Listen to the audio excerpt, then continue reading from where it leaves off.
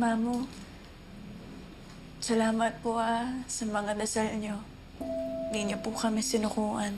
Naku, ikaw na lang natitirang alaala ni Onse sa akin. Para nakitang anak. Lalo na ngayon, wala na si Dado.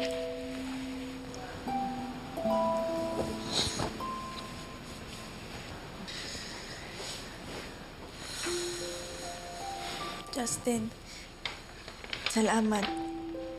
Gumawa ka talaga ng paraan para mahanap kami. Hindi talaga kita kayang pabayaan, Princess. Napakahalaga mo sa akin. Kung alam mo lang.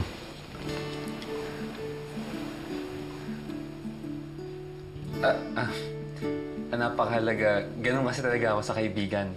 Lalaban kung hanggat kaya ko. Salamat ulit. Ay, may dinala pala ako galing sa guho kagabi. Ano yun? Hindi ko na nabigay sa'yo kasi kailangan ka nang dalhin dito eh.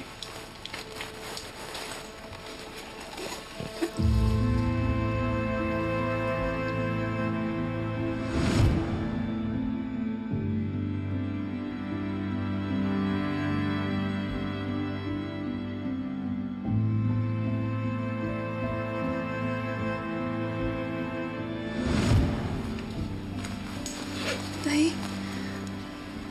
si tatay ang rason kung bakit hindi ako sumuko. Isa siya sa nagpalakas ng loob ko ng mga sandaling yun. At sigurado ko, ginagabayan ka niya galing sa itaas, Princess.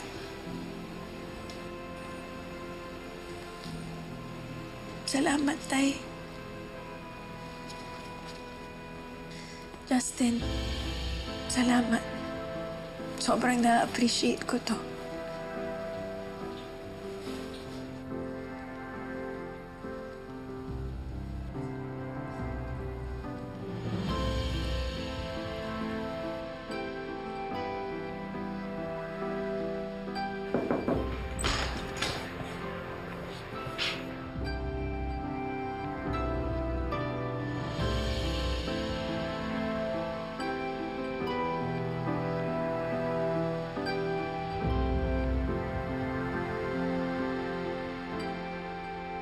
Charlene, ako na maghatid sa'yo. Adrian, sobra na. Kagabi ka pa dito, okay na ako. Bakit naman sobra? Kaibigan mo naman ako, di ba? Ang totoo, ayoko pang umuwi. Gusto kong magstay dito dahil I wanna make sure na okay si Raymond. Bakit nag-aalala ka pa rin para sa kanya? Adrian, he almost died in my arms.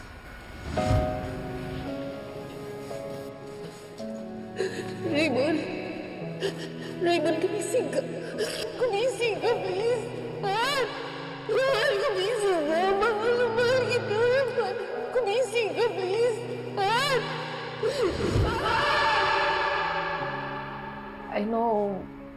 I know we are having our marriage, pero asawa ko pa rin siya.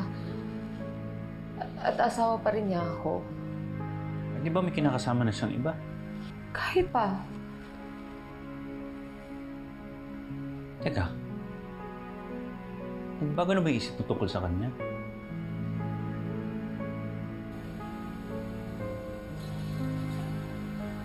Oh, kain ka muna. Ayan.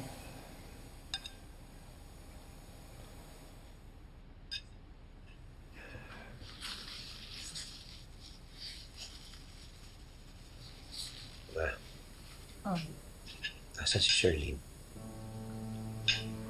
Anak, bakit pa si Charlene ang hinahanap mo? Hindi mo ba naisip na magdaramdam si Divina? Kailangan ko siya makausap.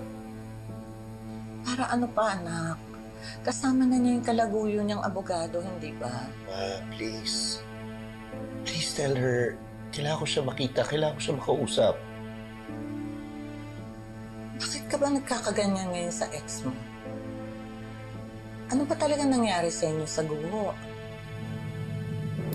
Kundi dahil kay Charlene. Baka patay na ako ngayon.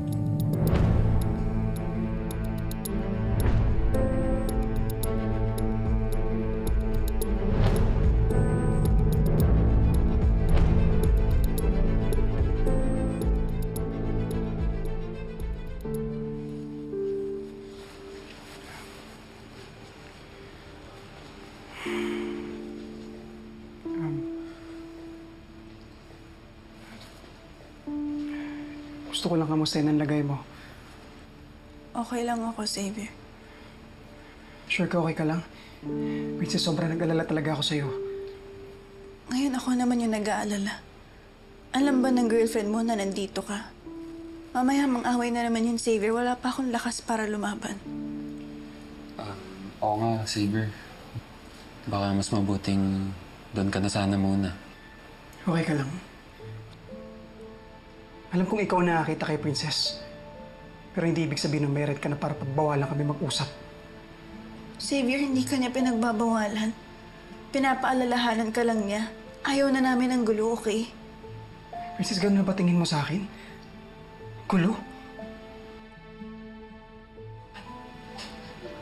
Xavier, okay na. At least, nakita mo maayos naman ang lagay ni Princess, di ba? Alik na sa labas. Labas na tayo. Huwag na natin palakihin to, ha? Baka kung saan pa mapunta, eh. Halika na. Halika na.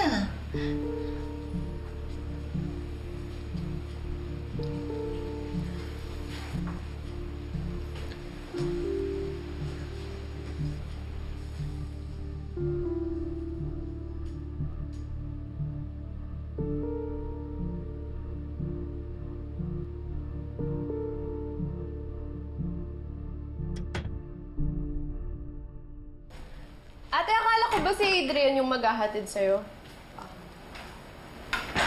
Hindi na. Pinauna ko na siya.